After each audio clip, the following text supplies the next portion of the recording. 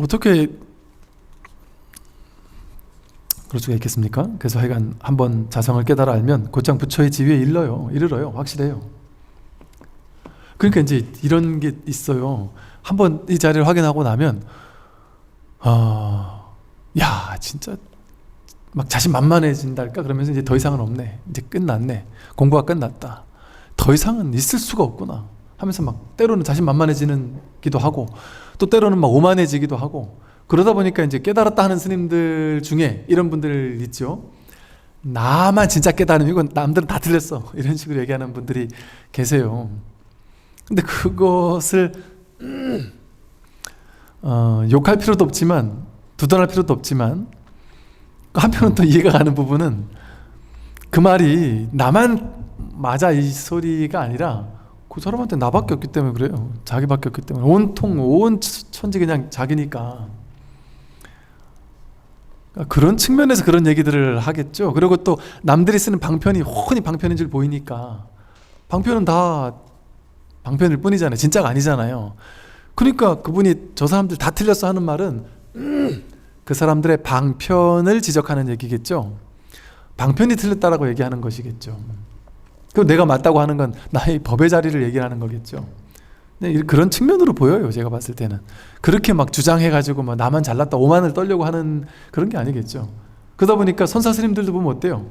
다들 깨뜨려요. 다 긍정을 안 해요. 수긍을 안 한단 말이에요. 저 사람의 법이, 제자의 법이 야 그만하 훌륭하다 이런 얘기 어지간해서는 잘 안 한단 말이에요. 야 막 전보다 조금 낮았다 뭐 이 정도면 엄청난 칭찬일 수 있겠죠. 그래서 여기는 막 긍정해주고 막 이런 문화가 없어요.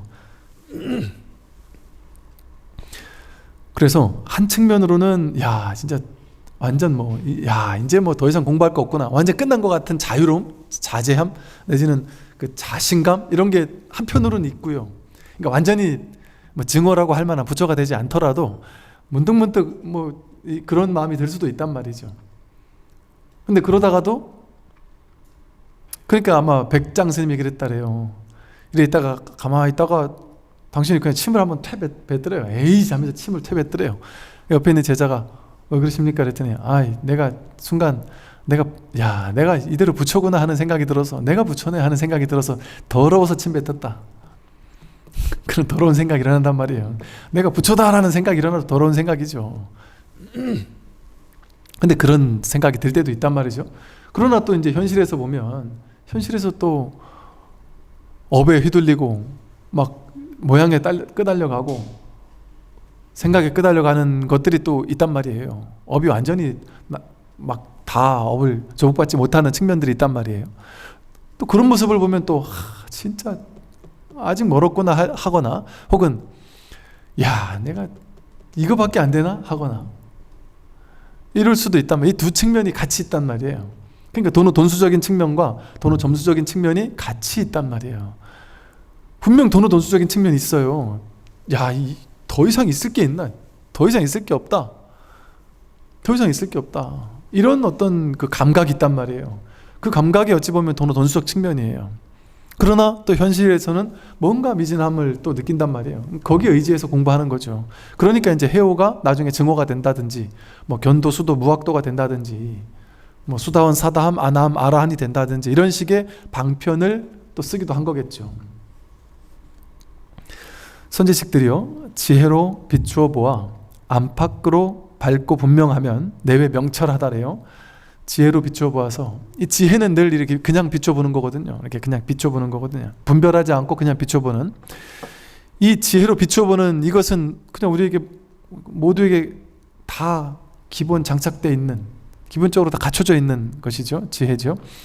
이 지혜로 비추어보아 안팎으로 밝고 분명하면, 내외가 명철하면 안팎으로 밝고 분명하다.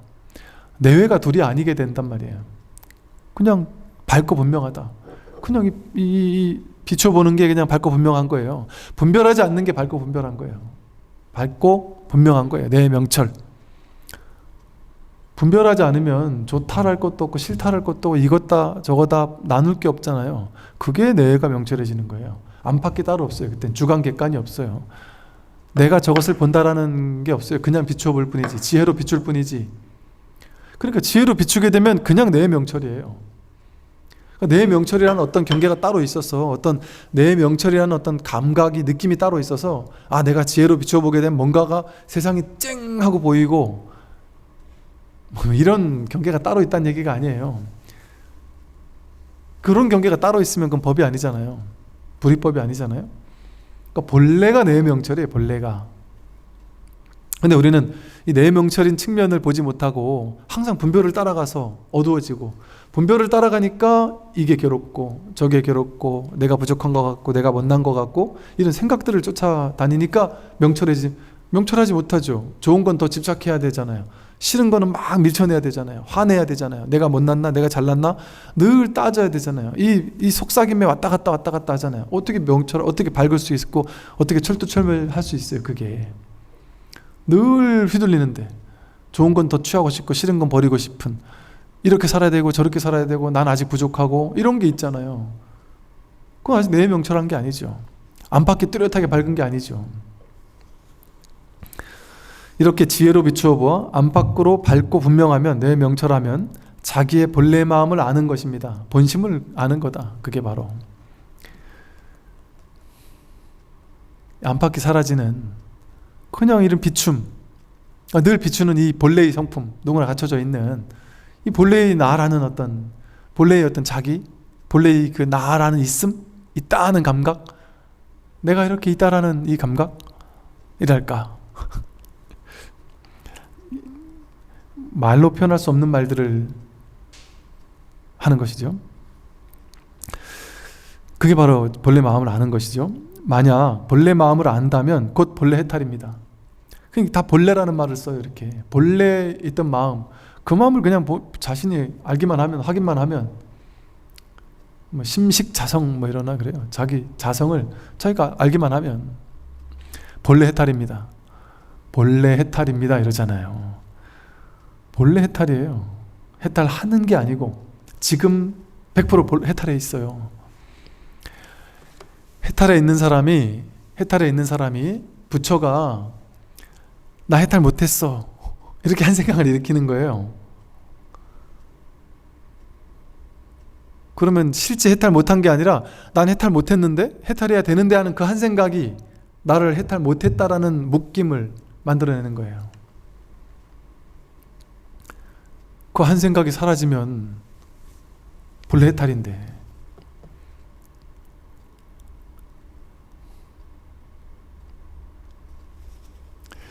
만약 해탈을 얻으면 곧 반야삼매요. 반야삼매가 곧 무념입니다. 이 해탈을 얻으면 그게 바로 반야삼매. 이게 다 똑같은 말이에요. 그러니까 열반, 반야, 해탈, 뭐 불성, 자성, 본래 해탈, 지혜, 내 명철, 본심, 자성, 반야, 삼매, 무념, 다 다른 말이 아니에요. 그냥 이렇게도 설명하고 저렇게도 설명하는 것이죠.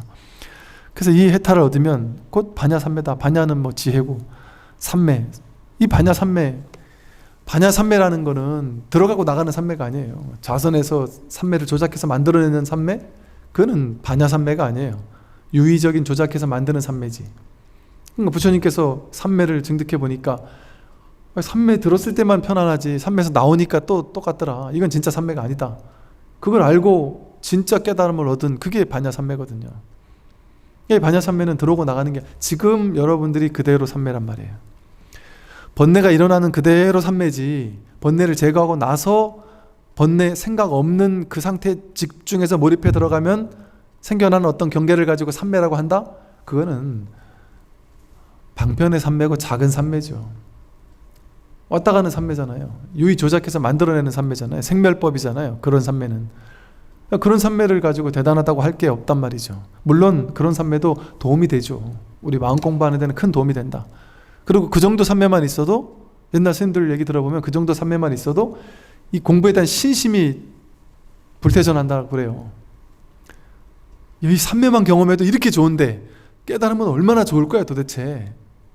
그래가지고 막 그 삼매만 체험해도 너무 놀라운 기쁨으로 이 공부에 막 그냥 퇴전하지 않고 매진한단 말이죠.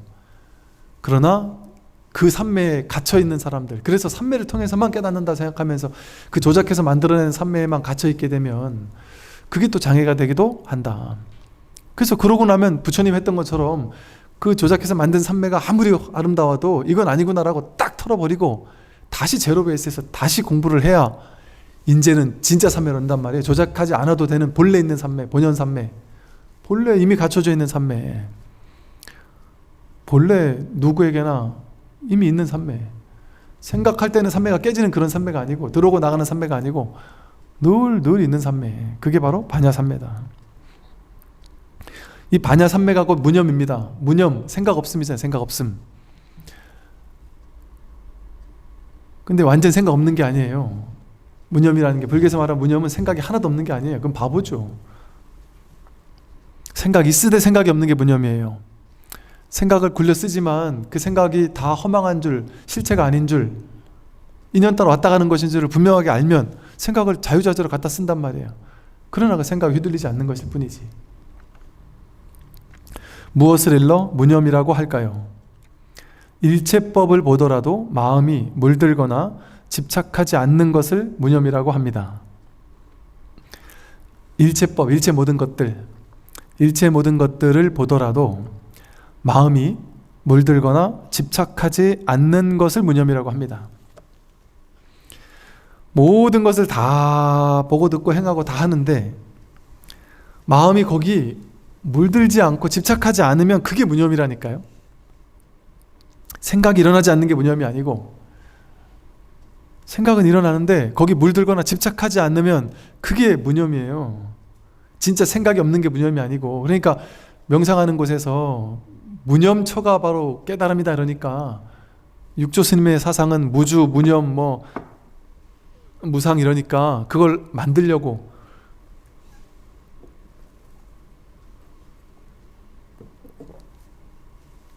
조작해서 만들려고 애쓰는데 그것은 진짜 무념이 아니다.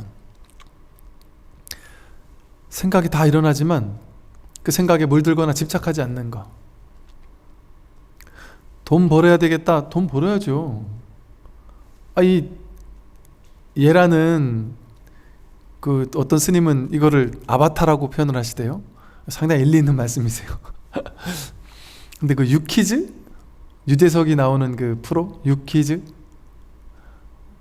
그 유퀴즈라는 프로그램에 워로 스님이 나오셔서 이거 아바타다 이렇게 얘기하니까 유재석의 표정을 잊을 수가 없어. 유재석이 이 스님 뭐지 싶은 표정으로 뭔 이상한 얘기를 하시네, 특이하다 이런 눈빛으로 이렇게 바라보더라고요. 그 유재석이 그래도 자기가, 유재석, 강호동 이 친구들 다 자기가 불자라고 이렇게 TV에서도 얘기를 하대요. 불자는 불자인데 공부할 시간이 별로 없었겠죠.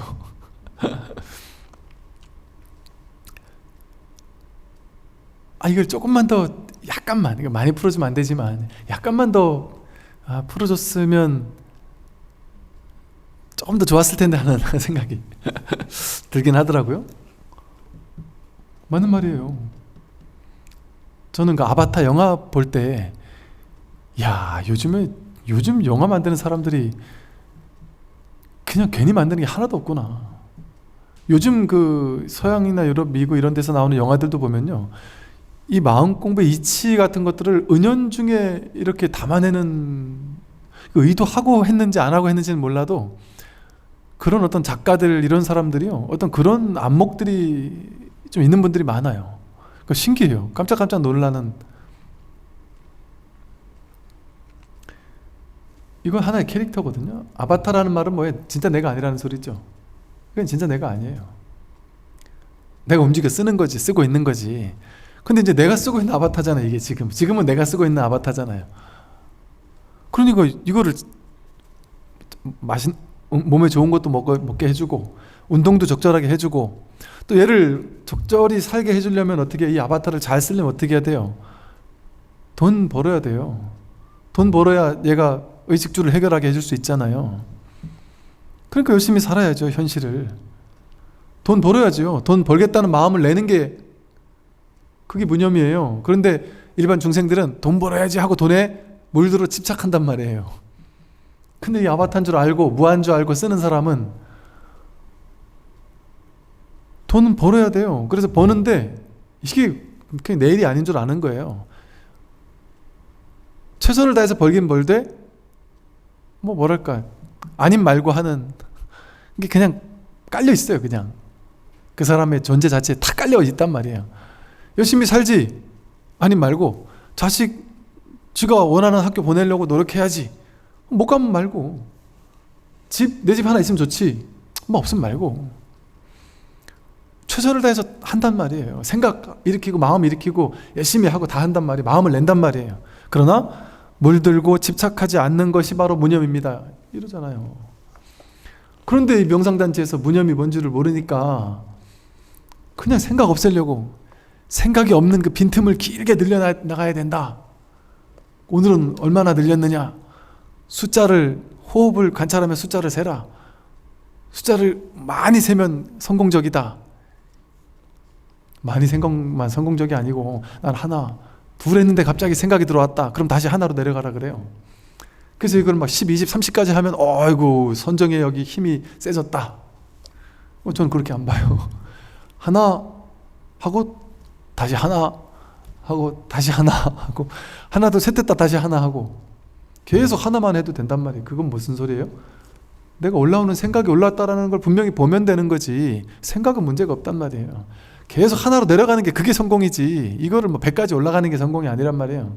그거는 목표를 세워놓고 내가 오랫동안 내가 생각이 일어나지 않겠다라는 목표를 세워놓고 치달려 가는 거잖아요. 그건 진짜 명상이 아니란 말이에요. 물론 방편으로는 그렇게 할 수 있어요. 당연히 방편으로는 그렇게 할 수 있어요. 그리고 그것이 어느 정도는 도움이 되기도 해요. 그런데 방편으로는 그렇게 하더라도 본질적인 서원은, 본질적인 무념은 그것이 아니다라는 안목을 갖추고 방편을 그렇게 하는 건 나쁘지 않아요. 알고 쓰면 거기에 물들지 않으니까, 물들어 그 방법에도 집착하지 않으니까. 근데 이것만이 진짜라고 하고 이것에만 천착해 있으면 그 사람은 이 진짜 무념초에 도달하기가 어렵잖아요. 유의 조작해서 만드는 명상만 할 거니까 이 사람은.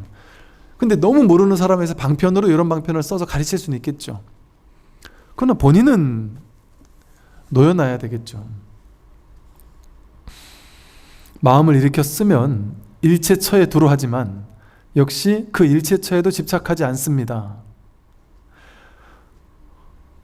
이 육주단경이 저도 이거 몇 년 전에 강의를 한번 하고 이번에 다시 이렇게 좀 하나하나 좀 자세히 하는데요.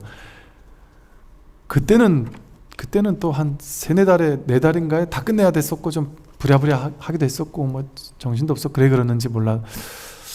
지금 다시 이렇게 강의를 하면서 다시 짚어보면서요. 정말 한 구절 한 구절이 한마디 한마디가 정말 왜 육조당 경이라고 그냥 한 스님이 쓴 건데 왜 경이라고 붙였는지를 알겠다 싶으면 정말 주옥 같아요. 정말 하나하나가 너무나도 아름다워요.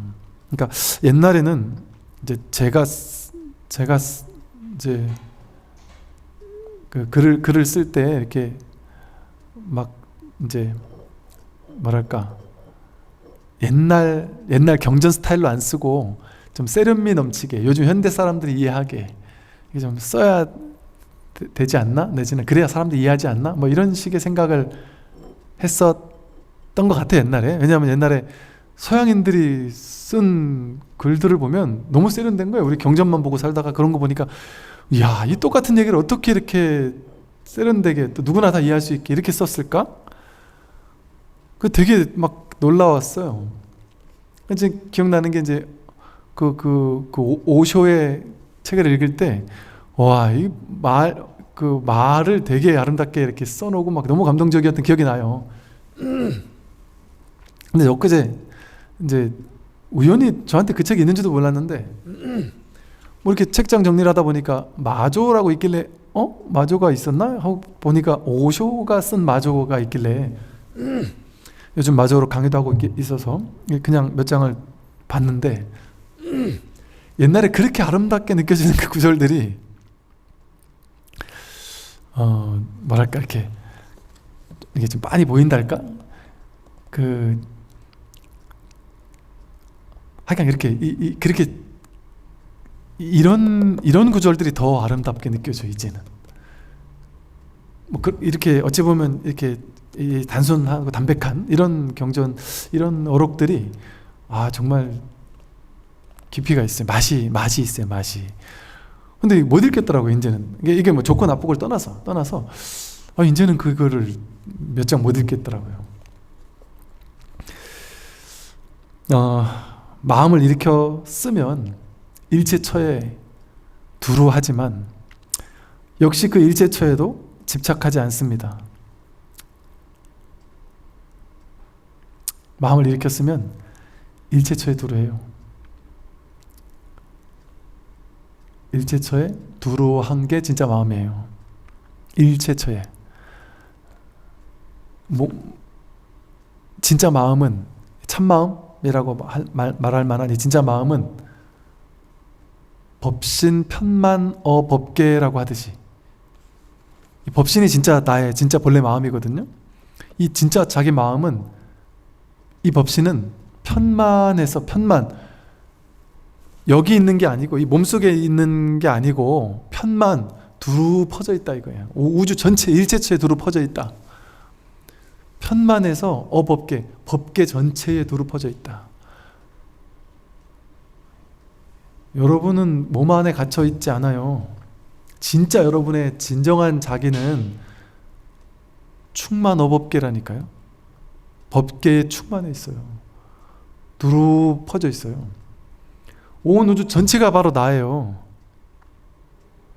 이 허공계, 허공성 전체가 바로 나다. 여러분들이 지금 그 앉아서 이렇게 듣고 꼼지락꼼지락 하고 이렇게 걸어서 들어오시고 절하고, 그 내가 하는 거라니까요. 여러분이 이렇게 차를 타고 운전하고 가거나 지하철을 이렇게 타고 앉아 있으면 지하철에서 움직이는 모든 사람들의 행위 하나하나가 그 자기가 하는 거예요. 차가 움직이는 거 모두가 이게 다 자기가 움직이는 거라니까요. 마음 하나가 움직이는 거예요. 대기대용으로 쓰고 있단 말이에요. 대기대용으로 마음 하나가 그 전체를 굴려 쓰고 있다니까요. 남들이 마음 내는 걸 이렇게 보면 전혀 낯선 사람, 처음 보는 사람이나 낯선 사람을 봐도요, 우리가 그런 느낌 있지 않나요? 낯선 사람을 처음 봤어요?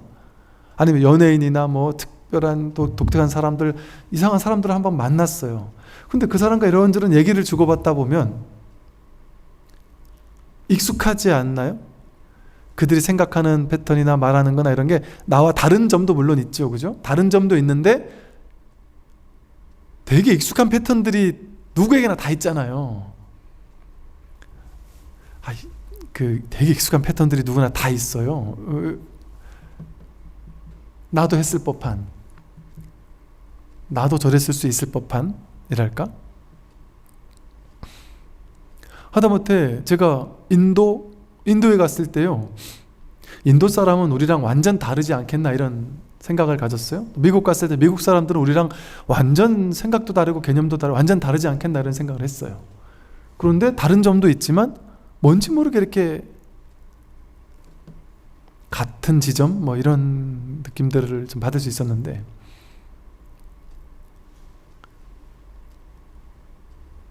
그게 우리가 다 같이 이 하나를 쓰고 있어서 그래. 이 하나를, 이 법 하나를, 이 법 하나가 이 아바타 전체를 조종하고 있단 말이에요. 방편으로, 아주 좀 지저분한 방편으로 얘기를 한다면 이렇게도 설명할 수 있단 말이죠. 마음 하나라는 이 전체성의 법신 편만어 법계로 법계 전체 편만에 있는 이 마음 하나가, 이 나 하나가, 자기 하나가 이 전체를 이렇게 쓰고 있다니까요. 근데 내가 누군가한테 도움을 준다? 내가 나한테 도움을 주는 거예요. 도움을 주는 것도 나고 도움을 받는 것도 나예요. 이 하나밖에 없는데 어떻게 죽고 살 수가 있어요? 죽어도 이것이고 살아도 이것인데, 와도 이것이고 가도 이것이고, 잘나도 못나도, 남자고 여자고 부자고 가난하고 늙었고 젊고 전부 다 똑같은 이 하나인데, 이 모양도 없고 빛깔도 없고 이 편만에 있는 이 진정한 자기라고 해서, 자기가 늘 이 진정한 자기는 변하지 않는 것 같음을 누구나 느끼고 있다니까요. 어느 날 갑자기 거울 보고 깜짝 놀라잖아요. 내가 이렇게 늙었나? 내 마음은 여러분 마음에 그런 측면이 있잖아요.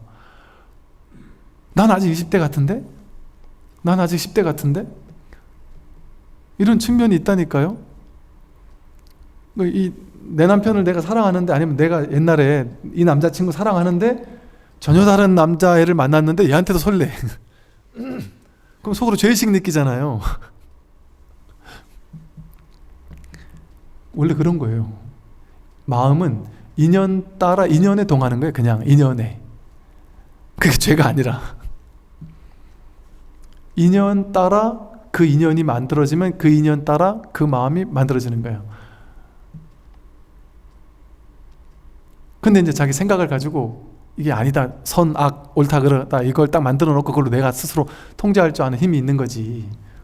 그러니까 윤리 도덕적인 삶을 사는 거지.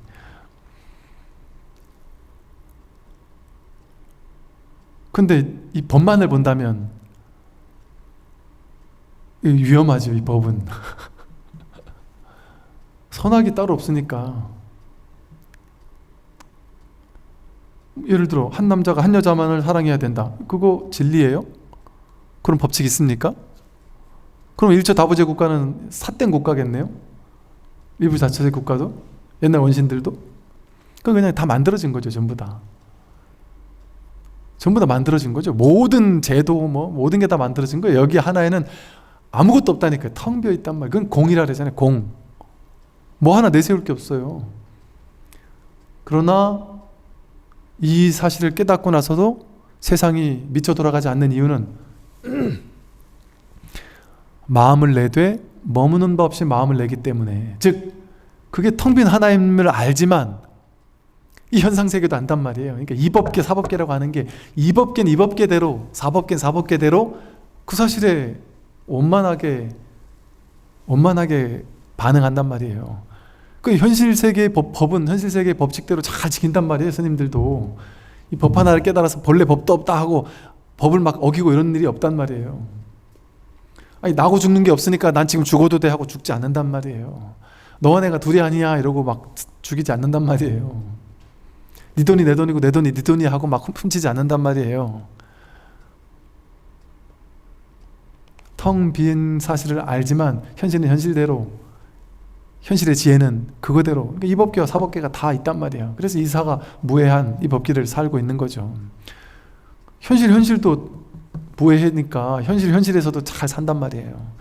이치적으로 확연히 깨어있다 할지라도. 그래서 마음을 일으켜 쓰면 일체처에 도루하지만, 일체처에 도루해요 우리 마음이. 역시 그 일체처에도 집착하지는 않습니다. 그러나 또 그 일체처라는 것도 집착하지 않아요. 본래 마음이 청정하면, 본래 마음은 그냥 청정해요. 본래 마음이 청정하면 육식이 육문으로 나와 육진 속에 있더라도 오염되거나 뒤섞이지 않고 오고감에 자유로우며 막힘없이 통용되니 이것이 곧 반야삼매요 자제해탈이고 이를 일러 무념행이라고 합니다. 본래 마음이 청정한 이 자리에 있으면 육식, 자기 아르마리, 분별심이 6가지 분별심이 봐서 하는 분별, 귀로 소리를 듣고 하는 분별, 냄새 맡고 하는 분별, 말하는 분별, 감촉을 느끼고 하는 분별, 또 생각으로 하는 분별, 이 6가지 분별심, 그 분별심이 육문으로 나와서, 이 눈, 귀, 코, 흉, 뜻이라는 육문으로 나와서, 육근이죠. 육근 육문이라고 하죠. 육문으로 나와서 저 바깥에 있는 육진, 바깥 티끌 경계, 육경 속에서 있더라도 내가 이 눈으로 저것을 보고 귀로 어떤 소리를 듣고 하면서 눈, 귀, 코, 흉, 뜻이 색상의 미축법을 접촉하더라도, 이 접촉하는 속에 있더라도, 이 세상을 살아가더라도 오염되거나 뒤섞이지 않는다. 눈으로 무엇을 보더라도 오염되거나 뒤섞이지 않는다. 보고 분별은 다 할 줄 알지만 거기 사로잡혀 집착하지는 않는 거예요. 오염되거나 뒤섞이지 않는 거예요. 분별 보고 나서 분별 다 할 줄 알고 거기에 응해서 살지만 거기에 집착하지 않고 실제화시키지 않고, 그게 실제라는 생각이 없어요. 인연 따라 잠깐 생겼다 사라진 허망한 텅 빈 공이라는 사실을 알지.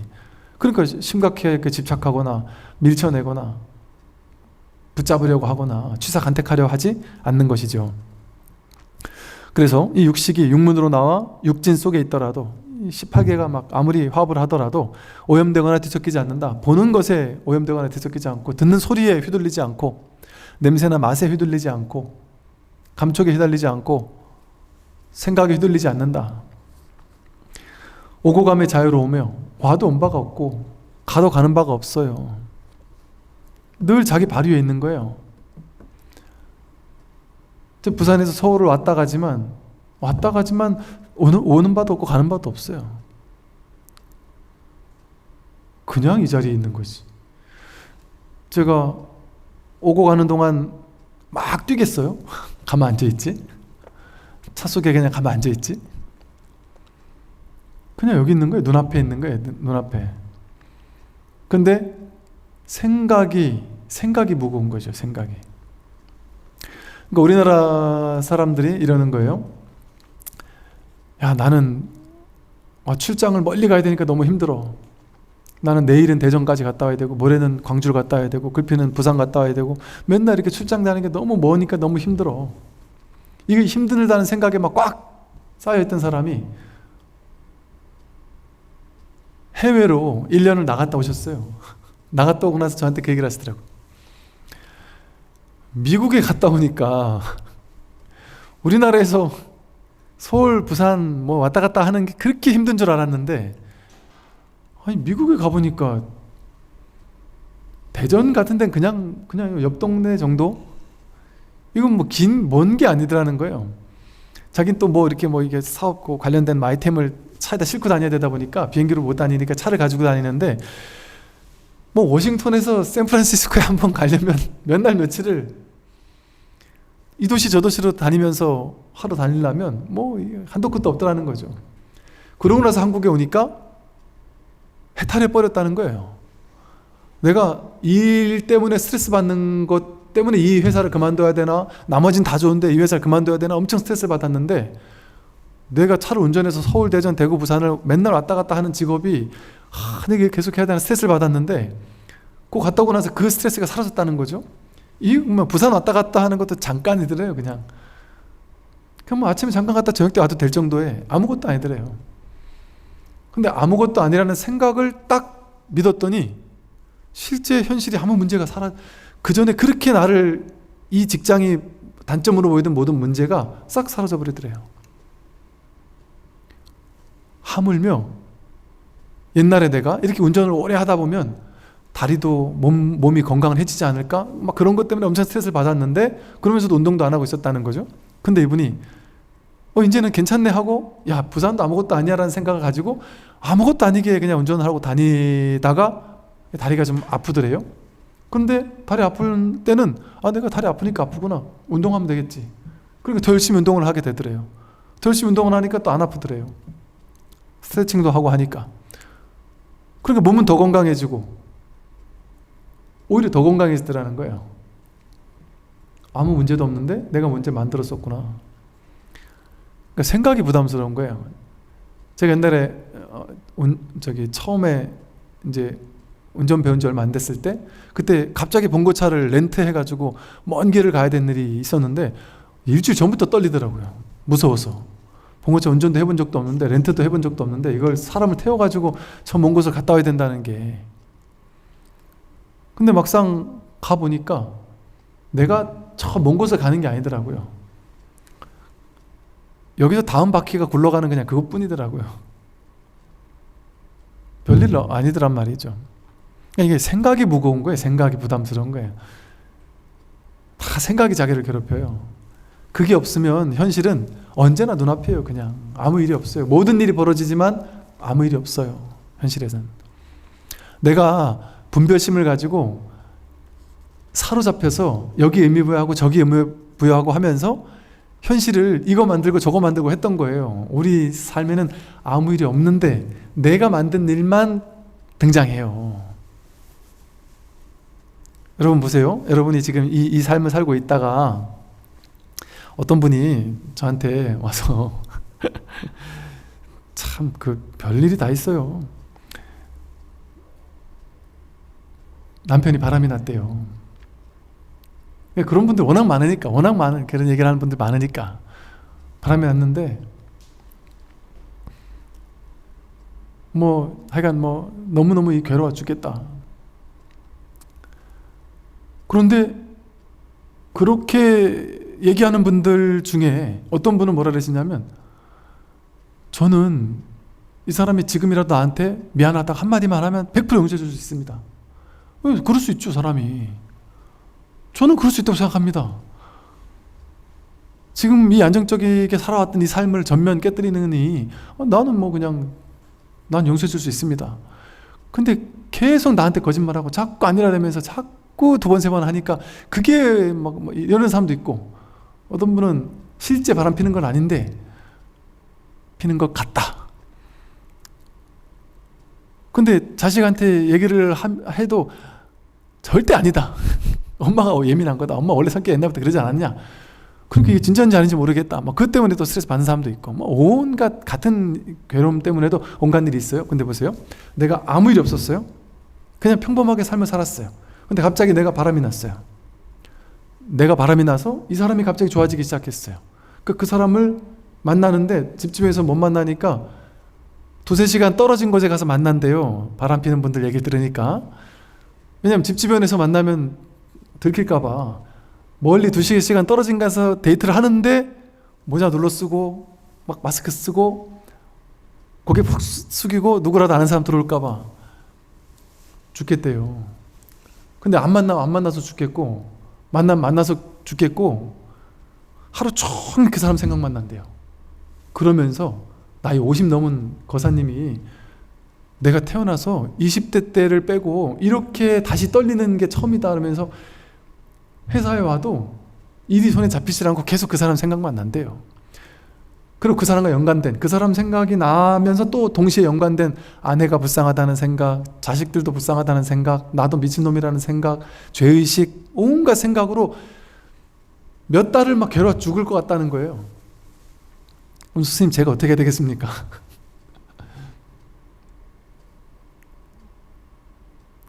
그러면 그 거사님이요, 지금까지 자신이 하던 프로젝트, 일들이 있었어요. 본인은 진급도 해야 되고 뭐도 하고 일에 엄청 매진하던 분이었어요. 일 때문에 되게 중요하다고 여기는 게 많았어요. 근데 이분이 그 바람 피던 그 몇 달 동안 이 일이 하나도 손에 안 잡히고, 잘해도 모르겠고 못해도 모르겠고, 이건 뭐 별 관심사가 아니더래요. 그렇게 철두철미하게 일을 하던 게 그냥 별 관심이 없어지고, 그러니까 이 사람에게는 오로지 그 사람이 내 인생의 가장 큰 비중으로 갑자기 확 다가버린 거예요. 내가 하던 그 많던 일들이 이게 비중이 싹 사라져버렸어요. 이것만 내 인생에 딱 뚜렷하게 드러났단 말이에요. 그러나 이 일들이 없었느냐? 계속 있어요. 근데 이게 중요하지 않게 됐었단 말이에요. 사로잡히면 그것만 보입니다. 이것만 보입니다. 그러다가 문득 각성했어요. 깨어났어요. 야, 내가 진짜 실수했구나. 내가 참회하고 딱 그냥 큰맘 먹고 딱 놔버렸어요. 근데 그게 이제 본인이 의지를 가져 놔버린 건 아니고요. 본인이 절대 안 만나겠습니다 이러다가 그래도 만났대요. 만나다가 나중에 어떻게 헤어졌나 봤더니 몇 개월을 좀 오래 사귀다 보니까 이 사람 단점이 보이더래요. 오래 만나다 보니까 그 단점 몇 가지가 보이고 나니까 이 사람이 내가 처음에 생각했던 그 막 환상적이던 사람이 아니더라는 거예요. 막 나를 떨리게 하고 막 정말 새롭고, 내 아내와 다르니까 그런 점이 끌렸나 봐요. 되게 새롭고 신비롭대요. 근데 그게 신비로운 게 아니라 오히려 나중에 그 단점 몇 가지 보고 나니까 그게 오히려 단점으로 다가와서 싫어지더라는 거예요. 마음이 딱 떨어지더라는 거예요. 그래가지고 그 사람에 대한 마음이 내 마음에 이만큼 차지하고 있었다가 이걸 딱 사라지고 났더니 이 세상은 다시 딱 사라져버리고 다시 현실이 눈에 딱 들어오기 시작해서 내가 하던 일들, 그동안 못했던 일 때문에 내가 이번 진급에 낙선될 수도 있고, 그것 때문에 막 일에 또 막 일이 눈에 막 확 들어와서 진급하면서 또 목매면서 거기 사로잡힌단 말이죠. 이 비유처럼 사실 우리는요, 실제 전체 세상을 살지 않아요. 있는 그대로의 세상을 살지 않고 내가 마음을 특정한 거에 집착하면서 마음을 보낼 때 그 세상 속에 사로잡혀 살아요. 그 여자에게 집착할 때는 그 여자가 세상의 전부인 것 같아요. 내 인생에는 그게 전부인 것 같아요. 거기 사로잡혀 있다가 또 그게 집착이 사라지면 또 이게 내 인생의 전부인 것 같아요. 회사에 취직한 사람들이 그 회사에서 나오면 죽을 것 같은 이유는 그게 전부인 것 같아요. 딴 가능성이 눈에 띄지 않아요. 내가 너무너무 싫어하는 어떤 사람이 있어요. 너무 증오하는 어떤 사람이 있어요. 그 사람이 증오하는 마음이 불타기 시작하면 1년, 2년, 3년 그 증오심이 불타가지고 내 인생 전체를 거기에 구속당하고 살아요. 내 인생이 저장잡혀 살아요. 그 사람 때문에 괴로운 마음으로 1년 동안 분노하는 마음으로 벌벌벌 떨면서 증오하며 살아요. 1년 동안 내가 거기 구속돼 있단 말이야. 딴 건 안 보여요. 이게 우리의 삶입니다. 그게 무슨 말이냐면 내가 집착하고 있다는 게, 집착이 바로 분별이잖아요. 분별해서 내가 그걸 취하려는 마음이잖아요. 내가 분별하는 것만 나는 보고 사는 거예요. 분별하는 것이 내 인생인 거예요. 그러니까 우리 인생은 내가 분별한 것이 내 인생으로 등장하는 것뿐이에요. 자식이 내 인생에 제일 중요해 하면 그 자식이라는 분별이 내 인생에 딱 등장해서 내 인생의 90%가 자식에 왔다 갔다 해요.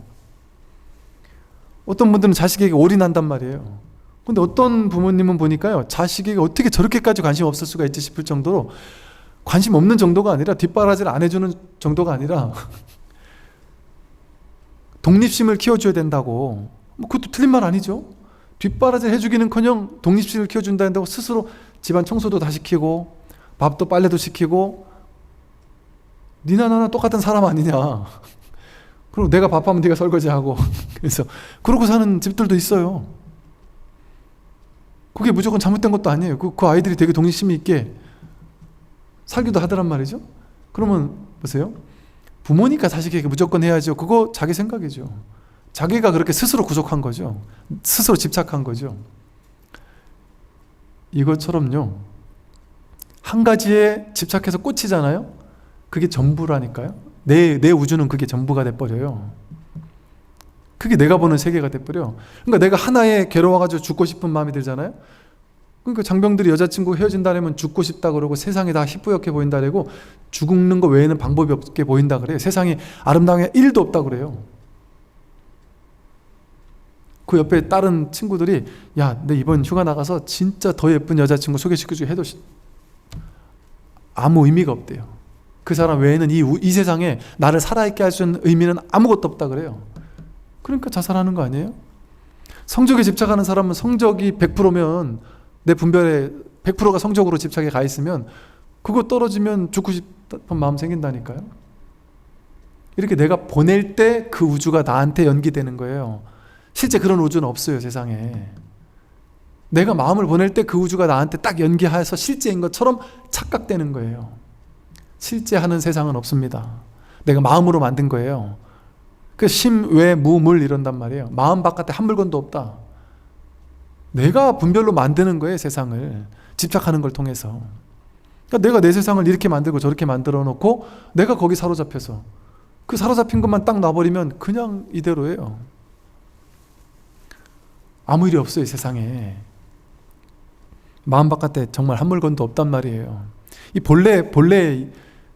본래의 마음이 드러날 수 있단 말이죠.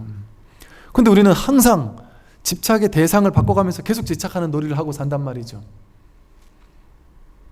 10대 때는 성적에 집착했다가, 20대는 이성에 집착했다가, 30대는 뭐 직장에 집착했다가, 40대는 진급에 집착하고, 50대는 자식에 집착하고, 60대는 건강에 집착하고, 집착의 대상만 바꿔가면서 자기 분별의 세계를 바꿔가면서 그 집착놀이, 잡았다 놓았다 놀이, 그 구속당하는 놀이를 하고 산단 말이에요. 이거를 잡았을 때도, 이걸 10대 때 성적에 집착했어요? 성적 집착했는데 그 집착한 것은 왔다가 갔죠? 20대가 되니까 이제 이성에 집착해요. 20대 이성에 집착하는 마음이 왔다가 갔죠? 30대는 직장에 진급해요. 집착해요. 그 집착에 집착하는 마음이 막 있다가 또 40대 되니까 이제 자식에 집착해요. 50대 되면 건강에 집착해요. 그럼 보세요. 집착하는 대상은 왔다가 갔죠. 집착하는 게 나면, 내 자식, 내 돈, 내 명예, 내 권력, 내 사랑, 이게 나면 그게 떠나갔을 때 나도 떠나가야죠. 근데 그거는 왔다 갔잖아요. 성적의 집착도 왔다 갔죠. 이성도 왔다 갔죠. 진급도 왔다 갔죠. 돈도 왔다 갔죠. 왔다 가거든요, 전부 다. 그런데 여기서 왔을 때 온 줄 알고 갔을 때 간 줄 알고 늘 여기서 그것을 온몸으로 경험하고 있었던, 마주하고 있었던, 진짜 나는 왔다 갔나요? 집착하는 것들은 왔다 갔지만, 대상으로서 왔다 갔지만 나는 왔다 갔냔 말이에요. 느낌, 생각, 감정, 의지, 의식 전부 다 왔다 가잖아요. 좋은 느낌도 일어나고 싫은 느낌도 일어나고 왔다 가잖아요. 심지어 몸도 왔다 가잖아요. 이렇게 먹고 이렇게 가잖아요. 젊었을 때 몸과 20대 몸과 30대 몸과 지금 몸이 다르단 말이에요. 몸도 왔다 갔잖아요. 근데 왔다 가지 않은 게 뭔가 하나 있잖아요. 여기 나라는 나 있음에, 어떤 있음이라는 표현을 쓰기도 하고 생명력, 삶이라고도 할 수 있고, 이게 진정한 나는 왔다 가지 않는 게 진짜잖아요. 왔다 가는 게 진짜겠어요? 대상이 진짜겠어요? 왔다 가지 않는 진짜가 있단 말이에요. 근데 이 진짜에 관심이 없고 왔다 가는 거에만 우리는 관심을 가지니까 왔다 가는 거에 노예처럼 휘둘리며 산단 말이에요. 그게 진짜가 아닌데, 왔다 가지 않는 게 그 진정한 나가 진짜인데, 거짓된 허상, 허망한 망상에만 귀 기울이면서 우리는 지금까지 살아왔다. 이렇게 오고 감의 자유로우며 막힘없이 통용되니, 이 자리에서는, 이 법의 자리에서는 막힘없어요. 막힘없이 모든 것에 다 통용돼요. 막힘없이 다 쓴단 말이에요. 법은 모든 것을, 삼도만상을. 이것이 바로 곧 반야삼매고 자제해탈이고, 이게 바로 무념행이다. 이게 해탈이에요. 이 법 하나를 깨닫는 거, 그게 바로 해탈이에요. 이 법이 진짜 나구나, 이게 바로 진짜 나였구나. 왔다 가는 거 말고, 분별 말고, 몸 말고, 느낌, 의지, 의식 이런 거 말고, 오온 말고, 진짜 이 자리에 확고부동하게 서는 거, 그게 바로 반야삼매고, 그게 자제해탈이에요. 그래 되면 자제하게 된단 말이에요. 자유자재하게. 그게 바로 무념행이다. 생각을 일으키지만 한 법도 일으킨 바가 없는 무념행이 바로 그것이다. 네, 오늘 여기까지 하도록 하겠습니다.